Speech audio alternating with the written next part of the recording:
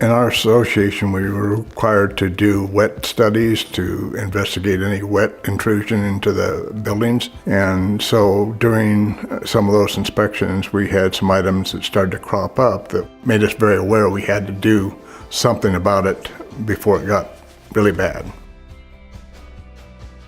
My background is mechanical engineering. I worked for the state for probably about 16 years. So this project was pretty much in line with some of my experience. One of the things that we really appreciate about Charter is they had this knowledge and understanding of what really needed to be done, and they took little extra steps here and there to make it a good project and help other people out here. Out of the blue, I get comments like, boy, those Charter people are really great in here. They did little extra things for me. They did a real beautiful job.